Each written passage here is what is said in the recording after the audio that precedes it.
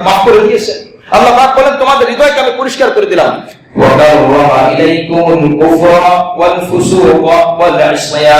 আমি আল্লাহ তোমাদের কাছে অপছন্দনীয় করে দিলাম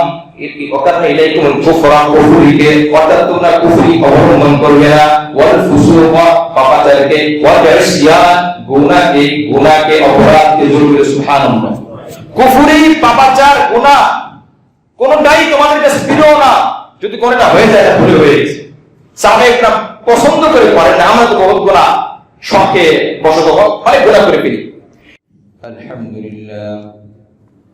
আলহামদুলিল্লাহ নাহমাদুহু ওয়া নাস্তাঈনুহু ওয়া নাস্তাগফিরুহ ওয়া নাউযু বিল্লাহি মিন শুরুরি আনফুসিনা ওয়া মিন সাইয়্যাতি আ'মালিনা।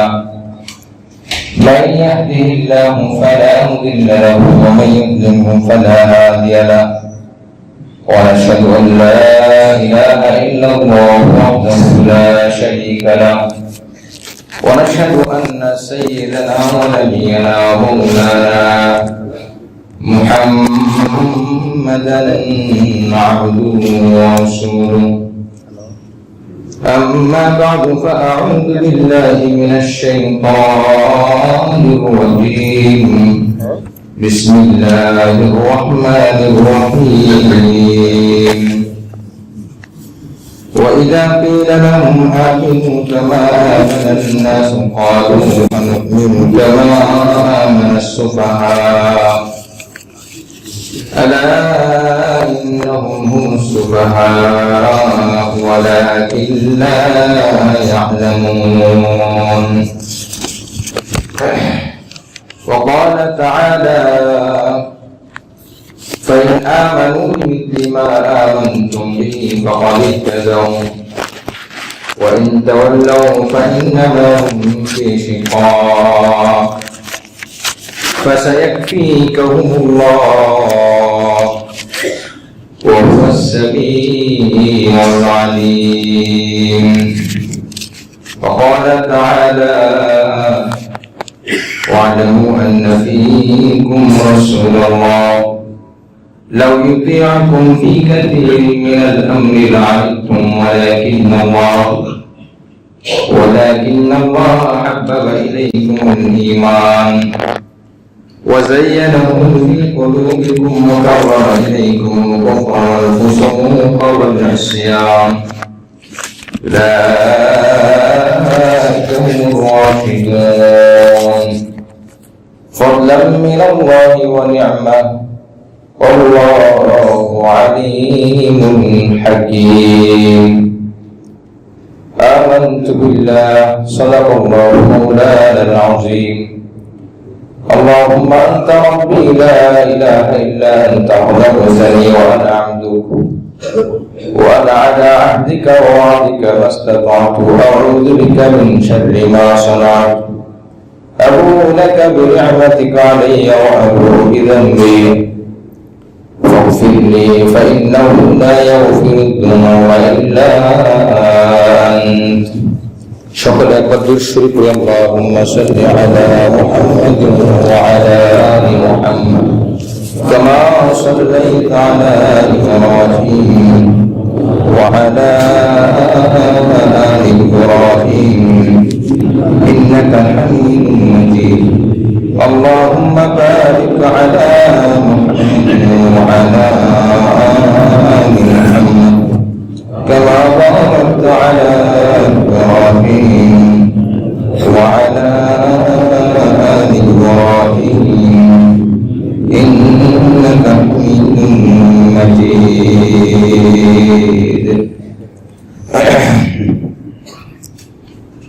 মুআজ্জাজ সম্মানিত মুসল্লিয়ান ইকরাম,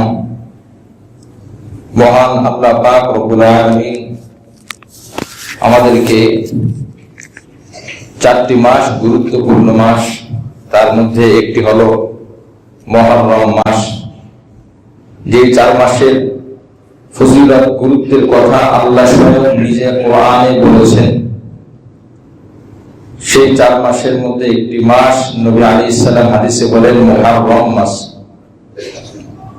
আল্লাহ পাক বলেন মিনহা আরবাআতুন হুরুম, মিনহা আরবাআতুন হুরুম, এই 12 মাসের মধ্যে আল্লাহ নিজেই 12 মাস সৃষ্টি করেছেন যেদিন আসমান জমিন সৃষ্টি করেন। 12 মাসের মধ্যে 4টি মাস সম্মানিত, ফজিলতপূর্ণ। সেই মাসের শুরুতে আল্লাহ পাক আমাদেরকে জুমার নামাজ আদায় করার জন্য সুযোগ করে দিয়েছেন। দিল থেকে শুকর আদায় করে আলহামদুলিল্লাহ। আজ 1446 হিজরি, আজ 1446 হিজরি। এই হিজরি সনের প্রথম শুক্রবার আজ। আপনারা হয়তো খেয়াল করেছেন, আমি জুমার নামাজের শুরুতে আরবি তারিখটা মনে করে বলার চেষ্টা করি। আরবি তারিখ, হিজরি তারিখ, এটা মনে রাখা ফরজে কিফায়া। কেউ যদি মনে না রাখে সবাই গুনাহগার হবে, জানাজার নামাজের মতো।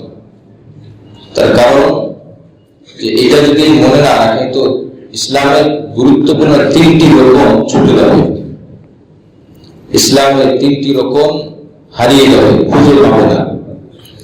3টি রকমের একটি হলো রমজান, যেটা চন্দ্রকে কেন্দ্র করে বলে রমজান মাস।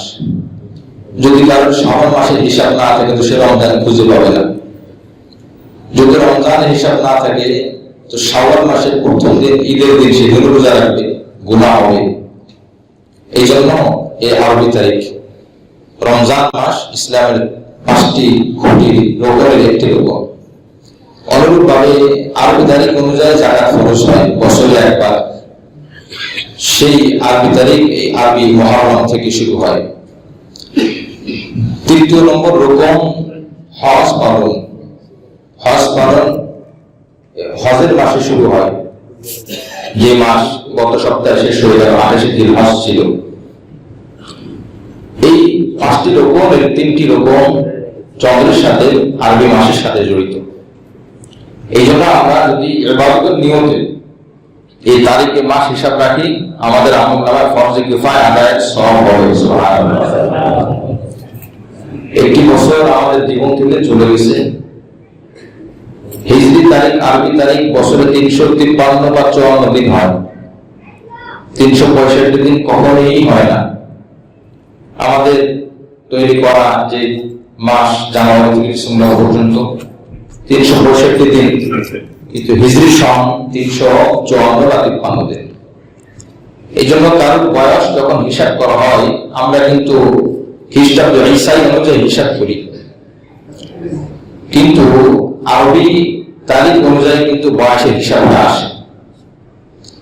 এই জন্য হিসাব করে দেখা গেছে যার বয়স 36 বছর হয়ে যায়, প্রত্যেক বছরে 10 থেকে 12 দিন যেহেতু আরবি তারিখ কম, সেহেতু ইংরেজি তারিখের থেকে 10 দিন আগে শেষ হয়ে যায়। পরের বছর আরো 10 দিন আগে শেষ হয়, তার পরের বছর আরো 10 দিন আগে শেষ হয়।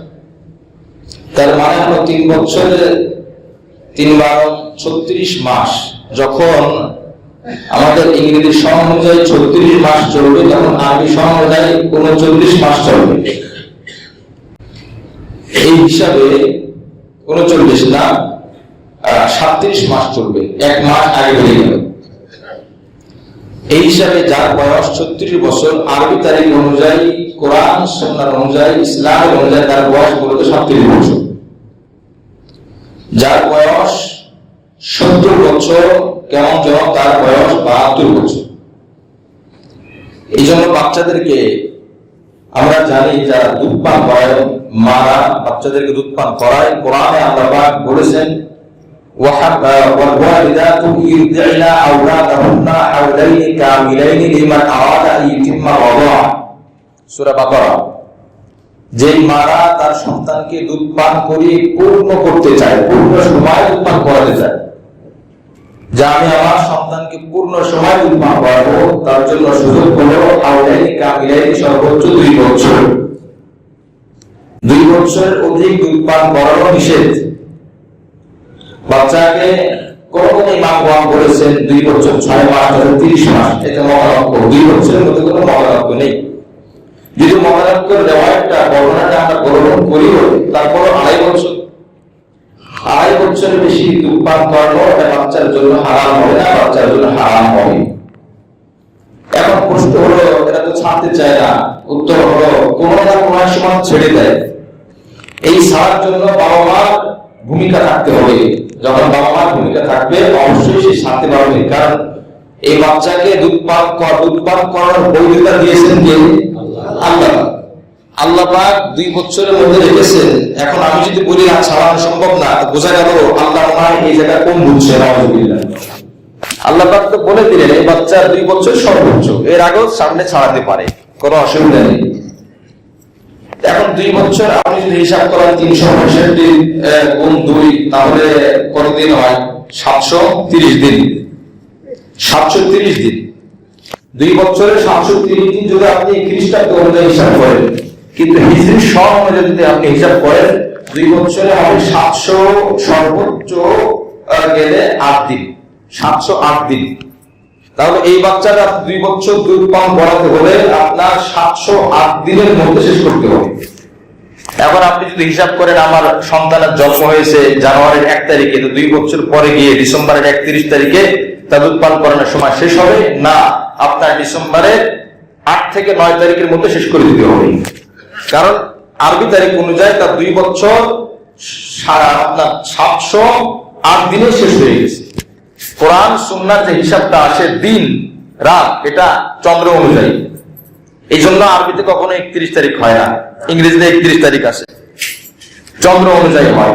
সুতরাং হিসাবটা হবে চন্দ্রের। ইবাদতের সাথে যতগুলো হিসাব সবগুলো চন্দ্রের সাথে। এবং আমার ভাই বলতেছিলাম 1 বছর আমাদের থেকে বিদায় নিয়ে চলে গেছে, 1 বছর চলে গেছে, আর 1 বছর শুরু হয়েছে 1445 হিজরি, কিয়ামত পর্যন্ত আর আসবে না। এই 1445 হিজরি 46 হিজরি চলমান। এই জন্য আমরা জানুয়ারির শুরুর দিকে যে হিসাবটা করে থাকি, অনেক সময় আমার জীবন থেকে 1 বছর শেষ হয়ে গেল, এই হিসাবটা আপনি হিজরি সন অনুযায়ী করলে আরো সুন্দর হবে, কোরআন সুন্নাহ মোতাবেক হবে। পিছনের বছরের যত গুনাহ করেছি আল্লাহ পাক যেন আমাদের সব গুনাহগুলোকে মাফ করে দেন, আমিন। এবং আমি চেষ্টা করব পিছনের যে অপরাধ হয়েছে ওই অপরাধ যেন ভবিষ্যতে আর না হয়। এই 1446 হিজরি যেন আমার জন্য ভালো কিছু হয়। আর হাদিস স্মরণ করা, ভয়ে থাকা। নবী বলেছেন আমার হায়াত, আমার যুগ থেকে যত দূরে সময় পার হবে ততটা অকল্যাণকর হবে। গুনে গুনে বের করতে পারবেন 1445 হিজরি 1444 হিজরি থেকে খুব খারাপ গেছে, 1444 হিজরি থেকে 1443 হিজরি খুব ভালো ছিল, 43 থেকে 42 ভালো ছিল, 42 থেকে 41 ভালো ছিল। এইভাবে করতে করতে করতে করতে যত আগে যাবেন তত ভালো ছিল, আর যত পিছনে যাবেন পরে যাবেন তত খারাপ আসবে।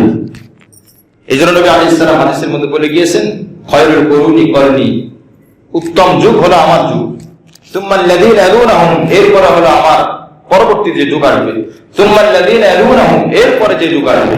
এরপরের কথা সাহাবী যিনি বর্ণনা করেছেন তিনি বলেন এরপরের কথা আল্লাহ রাসূল বলেছে আমার মনে হয় না। এই জন্য যত পিছনে যাবে তত মানুষের জন্য ক্ষতি, ভয়ানক কিছু আসতেছে। কিয়ামতের আলামত বেড়েই যাচ্ছে, দাজ্জালের ফিতনা বেড়েই যাচ্ছে, বিভিন্ন ধরনের ওয়াসওয়াসা, বিভিন্ন ধরনের গুনাহের সরঞ্জামাদি, ইবাদতের নামে বিদআত, ঈমানের নামে কুফরি, ঈমানের নামে শিরকি, সুন্নাতের নামে বিদআত, এইভাবে একের পর এক ফিতনা আমাদের উপরে চলতেছে। আল্লাহ পাকের সাহায্য চাওয়া যে আল্লাহ ফিতনা তো আসবে, আমাকে আপনি ফিতনা থেকে বাঁচান। এই হলো দোয়া, আল্লাহ ফিতনা দূর করে দেন। যদি কেউ দোয়া করে আল্লাহ কিয়ামতের আলামত সামনে দূর হয়ে যায়, এটা তো অসম্ভব। কিয়ামতের আলামত সুকরা, ছোট যে আলামত গুলো আছে এক শুরু করে এই ম্যাক্সিমাম ঘটে গেছে, সন্তান বাবা মার অবাধ্য ব্যাপক হারে হচ্ছে, এটা একটা কিয়ামতের আলামত। তিরমিজি শরীফের মধ্যে এক হাদিসে 14টি আলামতের কথা আসছে। ইদা তুহিলাল ফায়ুদিওয়ালা ওয়ালা মা'তুবান্না ওয়াযাকাতু ওয়া রামাতু ইলমা লিওয়ালিদ্দিন ওয়া তা'a রাজুলুন ওয়াতাহু ওয়া আ'তাহু মা হুwa an-nasudiqahu wa asabahu wa dhaharatil baynat wal ma'azif wa dhaharatil aswaq fil masajid wa sa'ala qabilat fasiqun wa kana da'ifun qawmi awzarahu wa aqima bil maqam wa sharrihi। এইভাবে মোট 14টি এরা তুলিদের ফাই দেওয়ানা। গরিবের হক, রাষ্ট্রীয় সম্পদ অন্যায়ভাবে তাসরুফ হবে, অন্যায়ভাবে বিলীন হবে। আমানতের মাল গনিমত মনে করা হবে। যার কাছে আমানত রাখা হয় সে মনে করে এটা আমার হয়ে গেছে। তিন নম্বর, এই জামানায় বর্তমান সময় আমাদের দেশে যত জাকাতদাতারা আছে বলেন সবাই কি হিসাব করে শতকরা 2.5% জাকাত দেয়? দেয় না। তো দেয় না, যতটুকু দেয় এটাকে তারা খুব ভারী মনে করে। আল্লাহ রাসূল বলেন যাকাতকে জরিমানা মনে করবে, এটা আমার জন্য একটা কঠিন কষ্ট। যাকাতকে জরিমানা মনে করবে। মায়ের অবাধ্য হবে, বন্ধুদেরকে কাছে টেনে নেবে, বন্ধু বেড়ে যাবে। বন্ধুর খাতিরে বাবা অবাধ্য হয়ে যাবে। বন্ধু একটা বলছে, বাবা বলে যেও না, বলে না আমার বন্ধুরা এক জায়গায় যাবে, সেখানে আনন্দ উল্লাস হবে, শিক্ষা সফর হবে, কেন আমি যাবো না? বাবা জানে যে এই সন্তানের জন্য ক্ষতি ওই সফরে যাওয়া, কিন্তু সন্তান জানে না সন্তান বাবার কথাকে উপেক্ষা করে বন্ধুর কথাকে গ্রহণ করবে।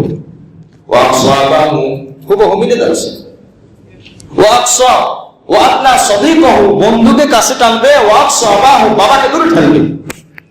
বলেন এই জামানা এটা কি হচ্ছে কিনা? কিয়ামতের আলামত, কিয়ামতের আলামত। এই 14টা যদি এখন বলি সবগুলা বলবেন ঠিক আছে, সবগুলা প্রত্যেকটা 100 200 150 না। এই মানুষকে সম্মান করা হবে তার ভয়ে, হচ্ছে কিনা? অনেক মানুষকে সম্মান করা ভয়ে, সালাম দিচ্ছে ভয়ে। কেন ভয় হবে? কেন এমন পরিস্থিতি তৈরি করে দেখা হয়েছে সালাম দিতে বাধ্য।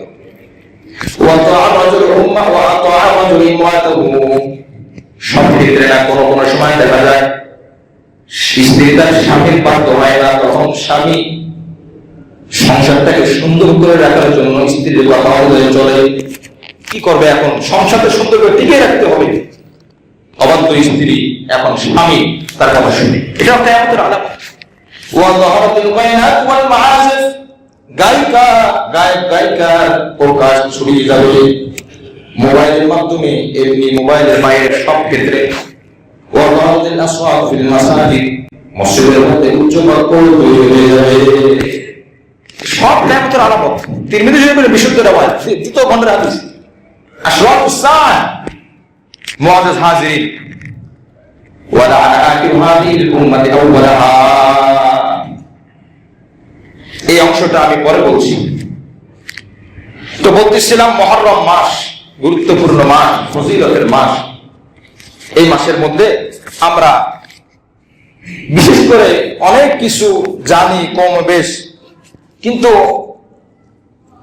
কোরআন সুন্নাহ বলে যে তুমি তোমার মন মতো কোনো আমল করবে না, সাজাবে না, কোরআন সুন্নাহ অনুযায়ী তুমি করবে যদি তুমি রাসূলের আশিক হও। এই জন্য আপনার আমার জীবনের প্রত্যেকটা আমলের দলিল আর রেফারেন্স হবে কোরআন সুন্নাহ। কি বলেন কথা ঠিক কিনা? এই ব্যাপারে সবাই একমত।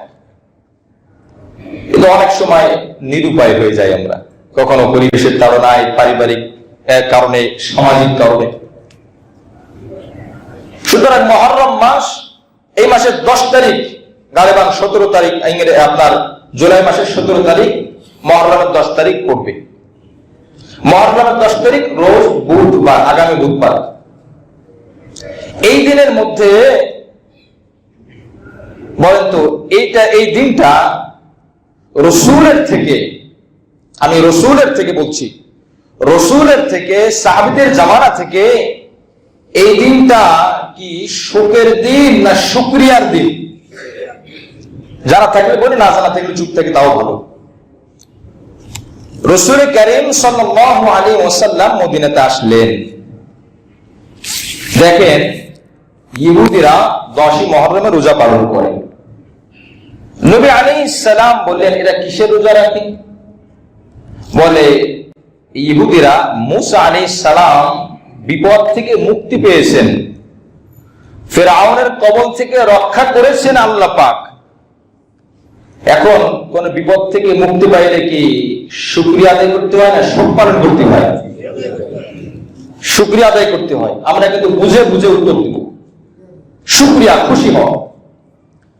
হাদিসের মধ্যে যেগুলো বর্ণনা করা আছে, যেগুলো বিভিন্ন পুস্তকে বিভিন্ন কিতাবে ছড়ানো, সবগুলা কিন্তু সহি না, বহু জাল রেওয়ায়েত আছে। আমরা জাল রেওয়ায়েতের দিকে যাব না। বিশুদ্ধ গ্রন্থ থেকে আল বিদায়া ওয়ান নিহায়া 8 নম্বর খণ্ড 203 নম্বর পৃষ্ঠা থেকে এর আগে পরে এই দিনকে কেন্দ্র করে কিছু ঘটনা, কিছু আলোচনা করেছেন। আল বিদায়া ওয়ান নিহায়া ইতিহাসের একটা বিখ্যাত কিতাব, যে কিতাবটা বাংলাদেশের মানুষ না, পৃথিবীর আরব বিশ্বে যত বড় বড় আলেম, বিজ্ঞ স্কলার রয়েছেন, তারা এই ইতিহাসের কিতাবটাকে মূল্যায়ন করেন, গ্রহণ করেন। কারণ তিনি কে?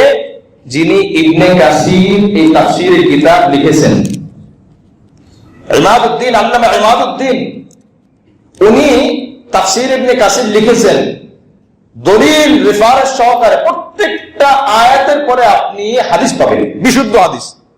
8 খণ্ড তাফসীরের কিতাব উনি এই আল বিদায়া ওয়ান নিহায়া কিতাব লিখেছেন। এই কিতাবের মধ্যে পেয়ে যাবেন।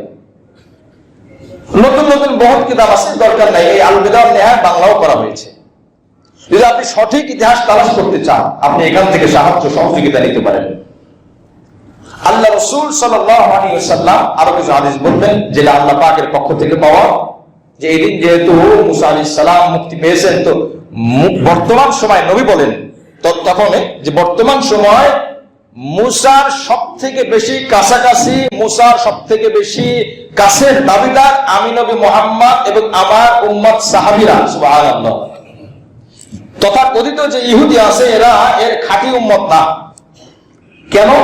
যে ইহুদি ধর্মের যে কিতাব আছে তাওরাত বা তাওরীত, এই কিতাবের মধ্যে এসেছে স্পষ্ট ভাবে, যখন নবী মুহাম্মদ আসবে, যার বাবার নাম এ হবে, তার মায়ের নাম এ হবে, এই গুণে গুণান্বিত হবে, তিনি মক্কায় জন্মগ্রহণ করবেন, সেখান থেকে মদিনায় চলে যাবেন, মক্কাবাসীরা বের করে দিবে, জুলুমের শিকার হবেন, এই বিভিন্ন গুণ, বিভিন্ন বৈশিষ্ট্য তাওরীতের মধ্যে লেখা আছে।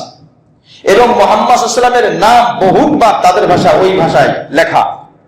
যখন এই নবী আসবে, তোমরা যদি পেয়ে যাও, তাহলে ওই নবীকে তোমরা অনুসরণ করবে, তোমাদের কিতাব, তোমাদের ধর্ম রহিত হয়ে যাবে। তাহলে যারা সত্যিকার অর্থে তাওরাত মানে এই দাবিদার, এরা কারা? যারা নবী মুহাম্মদকে মেনেছে। কি বলবেন, ঠিক কিনা? কারণ তাওরীতের মধ্যে আসছে যে নবী মুহাম্মদ আসলে কোরআন মানে, নবী মুহাম্মদকে মানে, আমি নবী মুসাকে মানবে না। তো যে সত্যিকার অর্থে তাওরাত অনুসরণকারী, সে তো কোরআনকে মানলে তাওরাতের অনুসরণ করা হয়, নবী মুহাম্মদকে মানলে মুসা আলাইহিস সালামের অনুসরণ করা হয়। তো নবী বলেন তারা তাওরাতের অনুসরণ করে না, নিজের হাতে পরিবর্তন, কোরআনের মধ্যে আসছে নিজের হাতে বহু বিধান পরিবর্তন করে দিয়েছে। সুতরাং মুসা আলাইহিস সালামের কাছাকাছি আমরা বেশি, আমরা তার বেশি হকদার। ওয়া নাহনু আহাক্কু বিমূসা মিনকুম, এই ইহুদি তোমাদের থেকে আমি নবী মুহাম্মদ এবং আমার সাহাবীরা বেশি কাছাকাছি। সুতরাং আমি নবী বলে দিলাম, তোমরাও এই 10 তারিখে রোজা পালন করো। সুবহানাল্লাহ।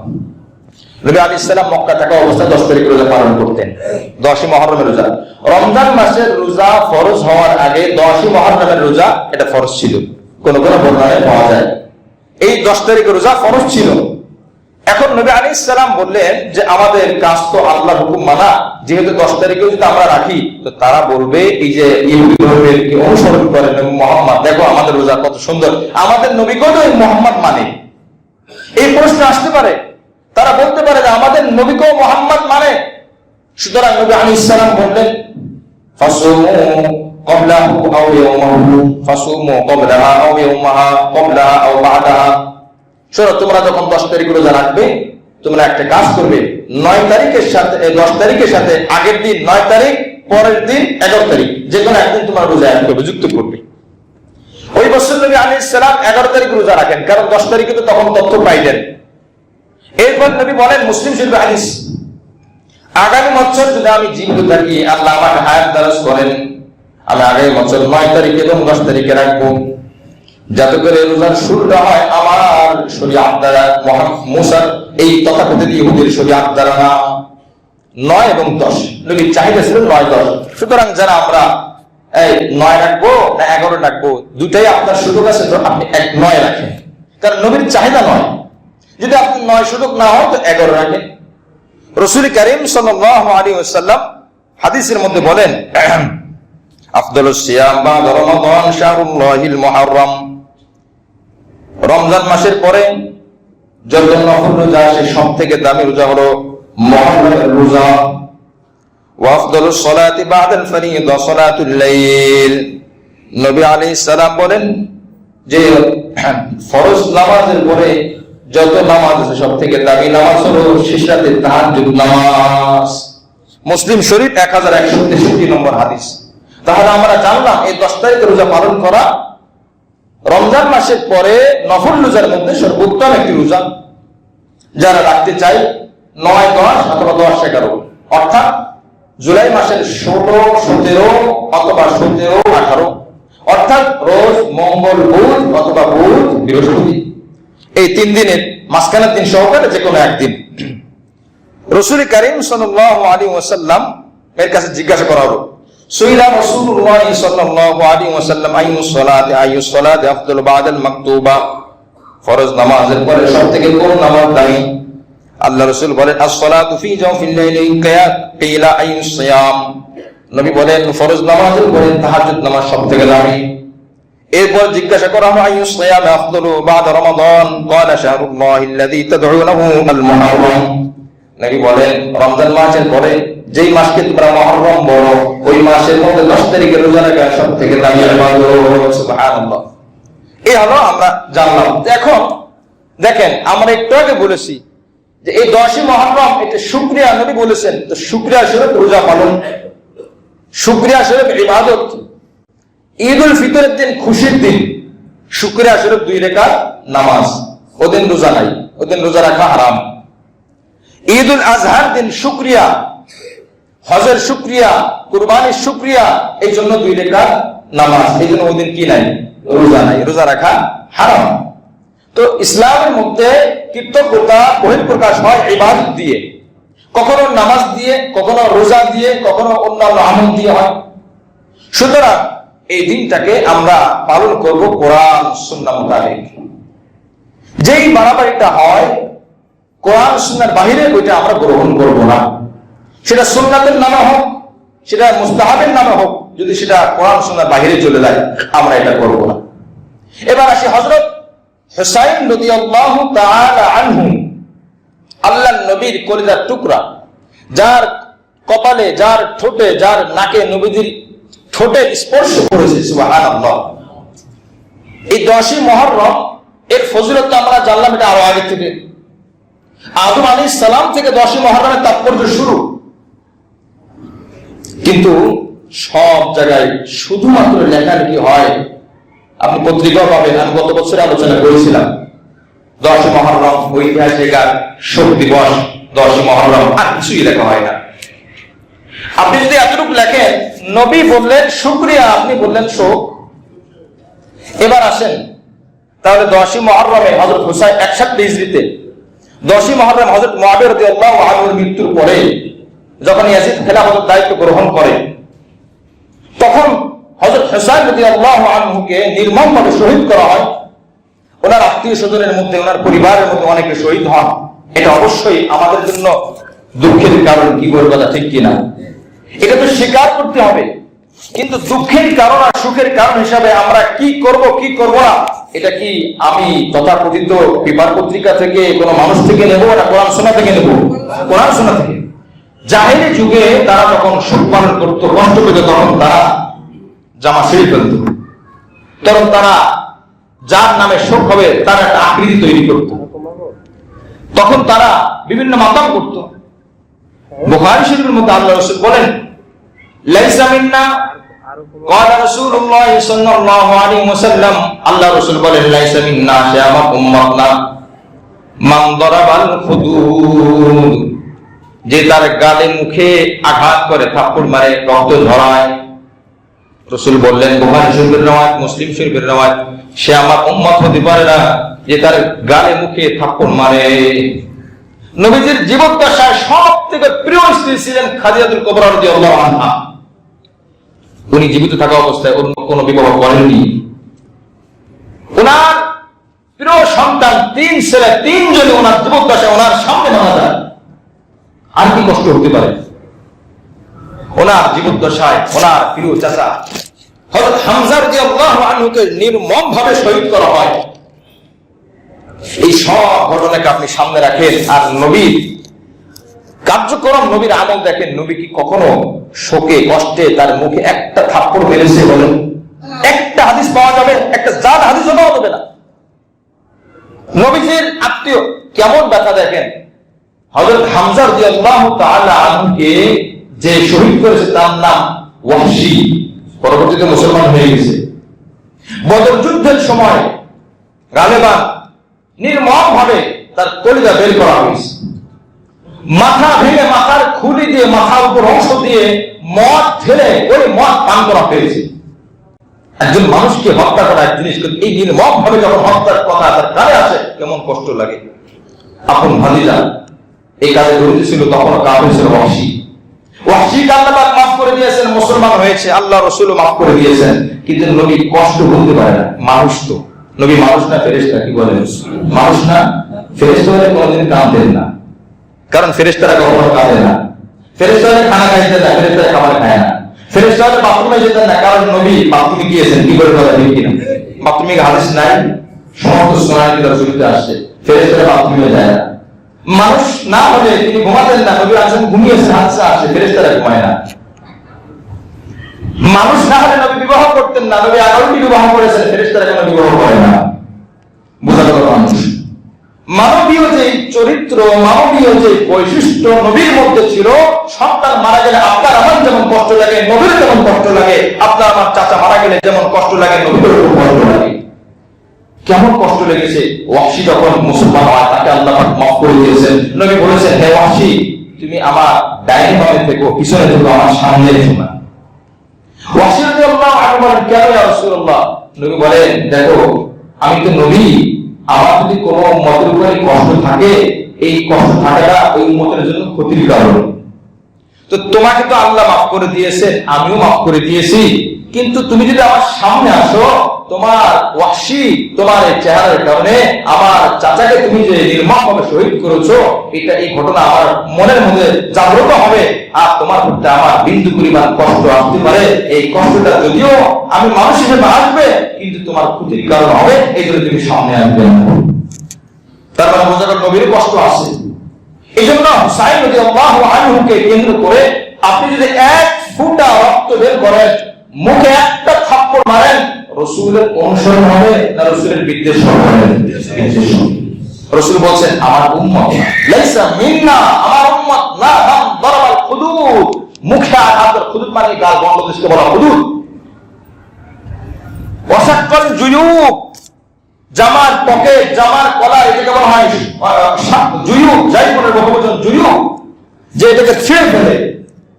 আপনি হোসাইনের প্রেমিক দাবি করেন, আপনি নবীর প্রেমিক দাবি করেন, আর নবীর বিরুদ্ধে আপনি চলেন। কেমন প্রেমিক আপনি? এরকম প্রেমিক তো কোনদিন দেখি নাই। যদি আপনি পাগল প্রেমিক হন, তাহলে জান দিয়ে দিবেন ওই আপনার প্রেমিক আছে বা আপনার প্রেমাস্পদ যে, তার কথায়, তার হুকুমে আপনি জান দিয়ে দিবেন, যেমন সাহাবায়ে কেরাম দিয়েছেন। হযরত তালহা রাদিয়াল্লাহু আনহু উহুদ যুদ্ধের মধ্যে নবীজিকে এমন ভাবে ধরেছেন, যেদিক থেকে তীর আসে তলহা সেদিকে চলে যায়। মাঝে মাঝে তলহা আর নবী আলাইহিস সালামের মাঝখানে বিশাল এক ব্যবধান তৈরি করে, ফাঁকা হয়ে যায়। নবী বলেন, তুমি মাঝে মাঝে আমার থেকে দূরে সরো কেন? বলে, হুজুর, তীরের গতি সবগুলো একরকম থাকে না। যেই তীরের গতি বেশি থাকে, আমার পিঠ ভেদ করে আমার এই বুক চিরে যাবে মনে হয়, তখন আমি দূরে সরে দাঁড়াই। তার কারণ তীরের সামনের অংশ আপনি যদি আপনাকে জড়িয়ে ধরে, সামনের অংশ আপনার কলিজায় লেগে যেতে পারে। এই জন্য আমি সরে যাই। কিতাবের মধ্যে আসছে 70 থেকে 80টি চিহ্ন তার শরীরে পাওয়া গেছে। এই জন্য তাকে বলা হয় শাহীদুন ফিল আরদি, যে শহীদ হয় সে মৃত্যু হয়। আল্লাহ রাসূল বলেন, দুনিয়াতে একজন ব্যক্তি আছে যে চলমান শহীদ, যে জীবিত শহীদ, সে হলো তালহা রাদিয়াল্লাহু আনহু। ওহদ যুদ্ধে ঢাল হয়ে গেছে, তার শরীরটা ঢাল বানিয়েছে। এই জন্য মুআজ্জাজ হাজিরিন, শোকে এই ধরনের কোন বিধান নাই। তবে যারা জুলুম করেছে আমরা তাদেরকে কখনোই পছন্দ করি না। হুসাইন রাদিয়াল্লাহু আনহু একজন না, তার যত নাতি আছে সবাইকে আমরা ভালোবাসি। কি বলেন কথা ঠিক কিনা? ভালোবেসে আমি কি করতে পারি? আমি তার মর্যাদার বুলন্দের দোয়া করব। ভালোবেসে আমি কি করতে পারি? তার নাম সদকা করেন, তার জন্য আপনি কোরআন তেলাওয়াত করেন, তার জন্য আপনি নামাজ পড়ে দোয়া করেন, আল্লাহ আপনি তাকে জান্নাত দিয়ে দিয়েছেন, যেহেতু শহীদরা জান্নাতে থাকবে জানি। এখন আপনার রসুল নিষেধ করেছেন জামা শিখতে, আমি জামাতে শিখতে পারবো না। আপনার রসুল বলেছেন শরীর থেকে রক্ত বের করা যাবে না, আমি এটা করতে পারবো না। কিন্তু এটাকে কেন্দ্র করে কোন সাহাবীর উপর যদি আমার আপনার কলম উঠে, আমার আপনার আঙ্গুল উঠে, আমার আপনার ঈমানের মধ্যে যথেষ্ট সন্দেহ আছে। মুআজ্জাজ হাজিরিন, রাসূল করিম সাল্লাল্লাহু আলাইহি ওয়াসাল্লাম বলেছেন যে আমার সাহাবীদের ব্যাপারে তোমার সতর্ক থাকতে হবে। এখানে না বললে নয়, কোরআন সুন্নাহর আলোকে ইয়াজিদ কাফের না, জালেম না, মুমিন, এটা এখন বলার সময় না, এটা এখন বলবো না। অবশ্যই সে মুমিন, খাঁটি মুমিন না, এটা ঠিক। কিন্তু ওনাকে কেন্দ্র করে যদি আমি একজন সাহাবী মুআবিয়া রাদিয়াল্লাহু আনহুকে গালিগালাজ করি, তুচ্ছ তাচ্ছিল্যের সাথে কথা বলি, সে ব্যাপারে আমরা বলবো না কোরআন সুন্নাহ কি বলে। কোরআন সুন্নাহ কি বলে আগে এই কথা স্বীকারোক্তি দিতে হবে। মুআবিয়া সাহাবী নাকি সাহাবী না? সাহাবী, এটা তো স্বীকৃতি দিলাম। এবার আসেন সাহাবী কাকে বলে। আল্লাহ রাসূল সাল্লাল্লাহু আলাইহি সাল্লামের সংস্রব যারা পেয়েছে, বড় বিখ্যাত একজন হাদিস বিশারদ ইবনে হাজার আসকালানী রাহমাতুল্লাহ আলাইহি, যার কথার কারণে হাদিস সহিহ দঈফ হয়, অর্থাৎ যারা ব্যাখ্যা বিশ্লেষণ করে বলেছেন হাদিসটা সহিহ না দঈফ, তাই তিনি বলেন আল ইসাবা ফি তামিজ সাহাবা মান লাকিয়া নবী সাল্লাল্লাহু আলাইহি ওয়াসাল্লাম মুমিনান বিহি ওয়া মাতা আলাল ইসলাম। যে ব্যক্তি নবীজির সাথে সাক্ষাৎ করেছে ঈমান অবস্থায় এবং ইসলামের উপরে মওত হয়েছে, তিনি বলেন যে সে একজন নবীর সাহাবী। সাহাবী, নবীর সাহাবী। হযরত আল্লামা নবী রাহমাতুল্লাহ আলাইহি, ওনার কিতাব আছে, হাদিসের কিতাব রিয়াদুস সালিহিন, নাম শুনেছেন অনেকে, রিয়াদুস সালিহিন। যিনি একজন এমন বড় ইমাম, রিয়াদুস সালিহিন প্রায় 2000 হাদিস এনেছেন। উনি বলেন আস-সাহাবাতু কুল্লুহুম আদুল, সমস্ত সাহাবী ন্যায়পরায়ণ। সুবহানাল্লাহ। সাহাবীরা গুনাহ করেন নাই? হ্যাঁ করেছেন, আল্লাহ তাদেরকে মাফ করে দিয়েছেন। 20টি দলিল আমার সামনে উপস্থিত। হযরত মুআবিয়া রাদিয়াল্লাহু তাআলা আনহুকে আল্লাহ রাসূল বলেছেন আমি তোমাকে কোরআন লেখক হিসাবে মনোনীত করলাম। সুবহানাল্লাহ, এই কথা বলেছেন। এখন কোরআনের যে আয়াতগুলো লিখেছেন, যে 10 জন সাহাবী পরিচিত, তার মধ্যে একজন কে? মুআবিয়া রাদিয়াল্লাহু আনহু। আপনি যদি বলেন উনি জালেম, উনি কাফের, তাহলে আপনার নাউযুবিল্লাহ এই কথা মানতে হবে আপনার কোরআন এমন একজন লিখেছে যে কাফের। যদি বলি নাউযুবিল্লাহ।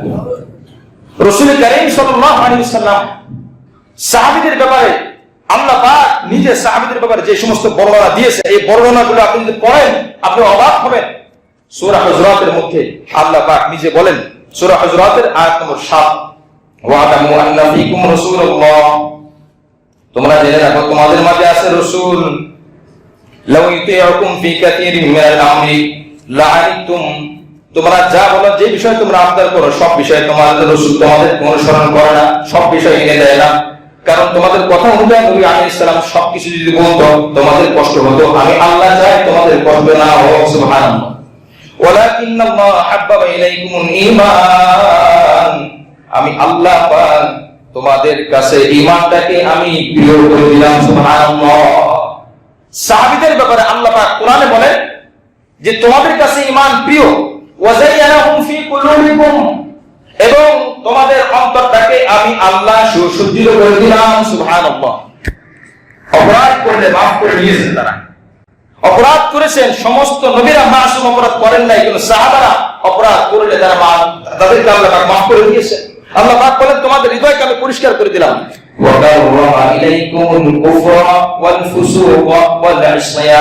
আমি আল্লাহ তোমাদের কাছে অপছন্দনীয় করে দিলাম অর্থাৎ তোমরা কুফরি অবলম্বন করবে না, পাপাচারকে, গুনাহকে, অপরাধকে। সুবহানাল্লাহ। কুফরি, পাপাচার, গুনাহ কোনটাই তোমাদের কাছে প্রিয় না। যদি কোনটা হয়ে যায় ভুলে হয়ে গেছে, সাহাবায়ে পছন্দ করে করেন না। আমরা তো বহুত গুনাহ শখে বশত অনেক গুনাহ করে ফেলি। এই জন্য মুআজ্জিজ হাজিরিন, আল্লাহ পাক রব্বুল আলামিন সাহাবাদের শানে যে কথাগুলো বলেছেন সূরা তাওবার মধ্যে আল্লাহ পাক নিজে বলেন 100 নম্বর আয়াত, والسابقون الأولون من المهاجرين والأنصار والذين اتبعوهم بإحسان رضي الله عنهم ورضوا عنه। আমরা কেন গালি দিব না? আল্লাহ পাক বলেন যে এই সমস্ত সাহাবীরা মুহাজির এবং আনসার, এবং সাথে সাথে ওয়াল্লাযীনা তাবাউহুম বিইহসান, যারা মুহাজির না আনসার না কিন্তু নবীর সাহাবী, নবীকে অনুসরণ করেছে, এদের ব্যাপারে আল্লাহ পাক বলেন বিইহসান রাদিয়াল্লাহু আনহুম ওয়া রাদু আন, আল্লাহ পাক বলেন আমি তাদের উপরে সম্পূর্ণ সন্তুষ্ট হয়ে গেলাম। সুবহানাল্লাহ। যদি আপনি বলেন মুআবিয়া সাহাবী, তাহলে আপনার নাম ধরে আল্লাহ তার উপর সন্তুষ্ট, কারণ আল্লাহ পাক কোন সাহাবীকে বাদ দিয়ে কথা বলেন নাই। ওয়া রাদু আনহু, এবং ওই সাহাবীরা আল্লাহ পাকের ব্যাপারে সন্তুষ্ট হয়ে গেছেন। সুবহানাল্লাহ। যদি আপনি বলেন মুআবিয়া কাতিবুল ওহী, কোরআন আপনার আয়াত, ওনার থেকে 163টি হাদিস বর্ণনা বুখারী মুসলিম সহ সমস্ত কিতাবের মধ্যে আসছে। হ্যাঁ, এখন ওনার সন্তান অপরাধ করেছে। এবার আসেন, নূহ আলাইহিস সালামের ছেলে কাফের ছিল না মুসলমান ছিল? কে না? কাফের ছিল না? তাহলে নূহ আলাইহিস সালাম খুব খারাপ মানুষ। সন্তান খারাপ হলে উনি কাফের হয়? উনি খারাপ হয় না। বাবা খারাপ হলে, ইব্রাহিম আলাইহিস সালামের বাবা কাফের ছিল, তাই বলে কি ইব্রাহিম আলাইহিস সালাম খারাপ? ভাই খারাপ, এই জন্য একজন দিনদার একজন নবী সে খারাপ হতে পারে? কখনোই না। হাবিল ভালো ছিল, কাবিল হত্যাকারী, এই জন্য হাবিল খারাপ না। স্ত্রী কাফের, লূত আলাইহিস সালামের স্ত্রী কাফের ছিল, এর মানে লূত আলাইহিস সালাম খারাপ না। স্বামী কাফের, ফিরআউন স্বামী, আসিয়া স্ত্রী, কোরআনে সূরা তাহরীমের মধ্যে আসছে, সে কাফের, এর মানে স্ত্রী তো দোষী না। যার যার কাজের হিসাব তার তার আল্লাহ পাকের কাছে দিতে হবে। হ্যাঁ, এই কথা আসতে পারে, প্রশ্ন আসতে পারে যে উনি ওনাকে কেন খেলাফত দিয়েছেন। এটা লম্বা ইতিহাস, লম্বা ইতিহাস, বিশুদ্ধ কিতাব আপনি যদি পড়তে চান আল-মিজান কিতাব পড়বেন। খেলাফতে বনু উমাইয়া, হযরত আলী রাদিয়াল্লাহু আনহুকে শহীদ করার পরে ইবনে মুলজিম, সে একজন শিয়া ছিল, ইবনে মুলজিম একজন শিয়া ছিল, সে মনে করত আলী রাদিয়াল্লাহু আনহুকে হত্যা করা ওয়াজিব জরুরি। আলহামদুলিল্লাহ, কেমন খারাপ মানুষ। এই আবার যখন একে ফাঁসি দেওয়া হয়, যখন একে হত্যার বিচার করা হয়, তখন সে বলে আমাকে যা ইচ্ছে তাই করো, কিন্তু একটা কাজ করবে না। কি কাজ? আমার জিহ্বায় যেন কোনো আঘাত না করো তোমরা। বলে গেল তোমার জিহ্বায় কি সমস্যা? বলে আমি আমার জিহ্বা দিয়ে আল্লাহ পাকের জিকির সব সময় করতে থাকি। যে আলী রাদিয়াল্লাহু আনহুকে, যার আকীদা আলী রাদিয়াল্লাহু আনহুকে হত্যা করা ওয়াজিব মনে করে, একজন সাহাবী, জালিলুল কদর সাহাবী, খোলাফা রাশিদিন একজন, ওকে হত্যা করা ওয়াজিব মনে করে, ও সারাদিন সিজদা করে থাকলে পরিমাণ কবুল হবে। ইবনে মুলজিম নাম, মাদ্রাসার সিলেবাসের মধ্যে খেলাফতে বনু উমাইয়া এই চ্যাপ্টার, এই পাঠ আমি নিজে পড়াই। এই বিশুদ্ধ ইতিহাস, বিশাল সিন্ধুর উপর আপনি নির্ভর করে আপনি সঠিক ইতিহাস পাবেন না। বহুত কিতাবের মধ্যে বিকৃত করা হয়েছে। আপনি পিছনে চলে যান, যারা যে যুগের যত কাছে, সেই যুগ যে যে আদর্শের উপর আছে, সেই আদর্শের উপর ইতিহাস তৈরি করেছে। কারণ ইতিহাস তো আর রাসূল বলে যায় না, রাসূলকে বলে দিয়েছেন যে হাদিস। এমনকি একটা রাওয়ায়াত এরকম আছে, নবী আলাইহিস সালামের ইলমে ইয়াকিন, ইলমুল গায়ব, তার কিছু কিছু বিষয়ে ইলম আল্লাহ পাক দিয়েছিলেন। মুআবিয়া রাদিয়াল্লাহু আনহু যখন বলেন, মুআবিয়া রাদিয়াল্লাহু আনহু বলেন হুজুর আমি বিবাহ করব না। মুআবিয়া রাদিয়াল্লাহু আনহুকে আল্লাহ রাসূল ইঙ্গিত দিয়েছিলেন, মুআবিয়া বলেছেন আমি বিবাহ করব না। আল্লাহ নবী বলেন না, আমি নবী বলে যাচ্ছি তুমি বিবাহ করো। কে বলছেন এটা? নবী বলছেন। নবী বলছেন তার 4 জন স্ত্রী ছিল, নবী বলেছেন তুমি বিবাহ করো। ফায়সালা যা হওয়ার তা হবে, যে ভালো কাজ করবে সে তার ফলাফল পেয়ে যাবে, খারাপ কাজ করবে সে খারাপ ফলাফল পেয়ে যাবে। কিভাবে ইয়াজিদ খলিফা হয় এটা সঠিক বিশুদ্ধ কিতাব থেকে আপনি পড়লে আপনার আকীদা সহিহ হয়ে যাবে। আমি এই কথা একবার বলছি না ইয়াজিদ নির্দোষ, ইয়াজিদ ভালো মানুষ, অবশ্যই জুলুম করছে, অবশ্যই জুলুম করছে, অবশ্যই জুলুম করছে, এটা আমি বলি।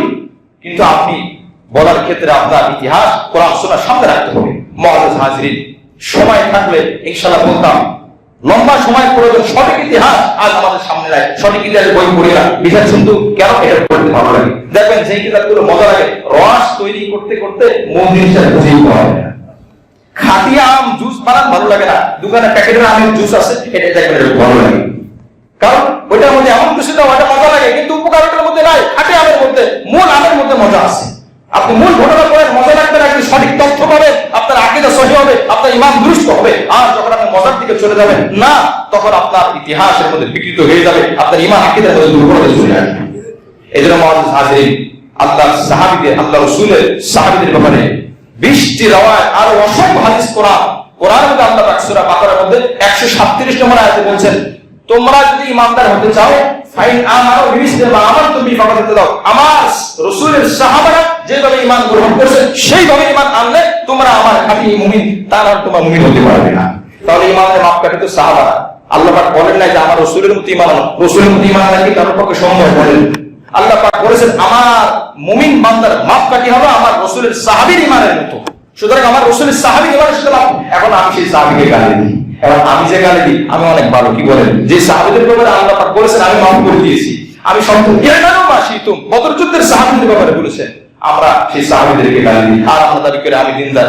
আমি এখন বিষয় হলো একজন বললেন যে সাহাবী খারাপ, অমুক সাহাবী এই কাজ করেছেন, তো এখন রাসূল বললেন আমার সাহাবী আসহাবী কান নুজুম, আমার সমস্ত সাহাবী আসমানের তারকার মতো, একটা তারকাও দোষী না, একদম সাহাবীও দোষী না, মাপকাঠি তারা অপরাধ করে তারা মাফ করে নিয়েছেন জীবিত থাকা অবস্থায়। যাদের ব্যাপারে জান্নাতের ঘোষণা দুনিয়াতে আসছে, আমার ব্যাপারে তো মাফের ঘোষণা দুনিয়াতে আসছে, আমি কিভাবে সেই সাহাবীর ব্যাপারে বলবো?